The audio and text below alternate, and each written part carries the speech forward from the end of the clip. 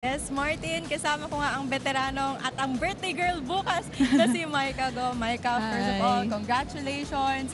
How does it feel to play again and win again for Binil? Siyempre, masaya po kami kasi at least paunti-unti gusto namin makuha namin every game hanggang sa goal namin and yun.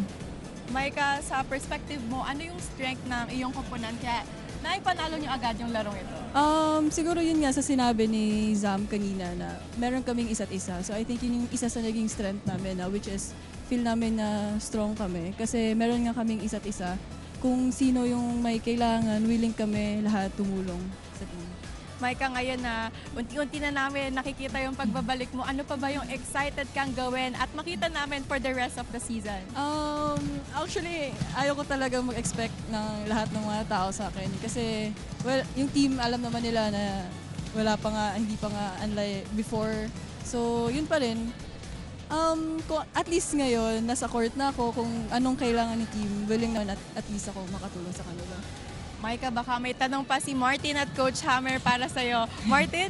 Hindi baka, meron talaga. Mikes, good afternoon. Gulat ka, no? Okay.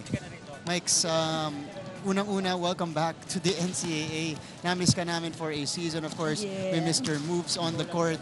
Obviously, you're not yet 100%.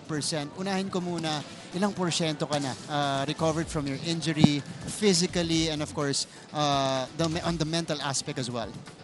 Well, same pa din po. Nagre-recover pa rin until ngayon. So, syempre, hindi pa rin naman ako nagsistop. Kasi, yun nga, ang tagal ko rin pong hindi naglalaro. Syempre, yung condition ko din. And medyo late na rin po ako na-clear. So, yun. Okay. Pero, Mikes, unti-unti. Yeah, Ito yung unti-unti. pangatlong game nyo. So far, you scored 2 points in the previous one. You scored a few points here as well.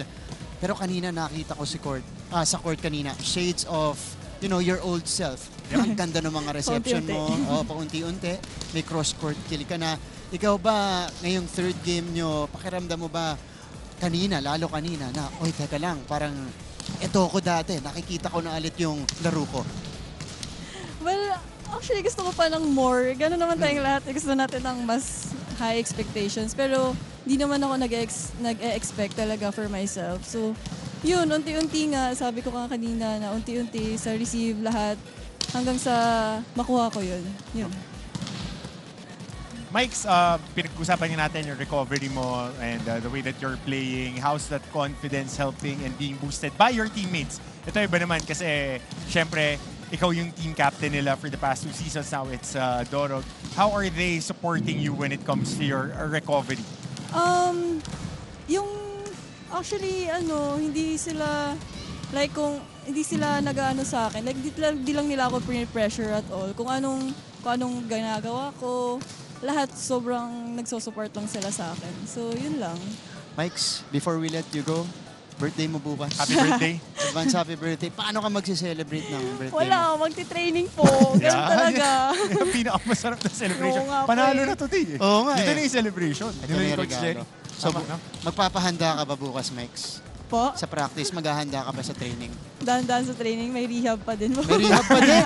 Okay, hindi. Maghahanda ka ba nung I know. birthday? No. Hindi. Sa training na kami maghahanda. Okay. O sige, Mikes, oras na para batiin mo lahat ng supporters mo ngayon, lalong-lalo na yung family mo. May family sa Cebu. Oh. Correct, yan. Mikes, go ahead. So, ayun. So, unang-unang sa lahat, thank you sa Binil community na sa pagtuloy ng support sa amin. Also, kina boss, sila Tito Frank, and sa family ko, sa parents ko na tagal nila hindi nakanood. So, hello. So, yan lang po. Ayun, Maika Go, maraming salamat.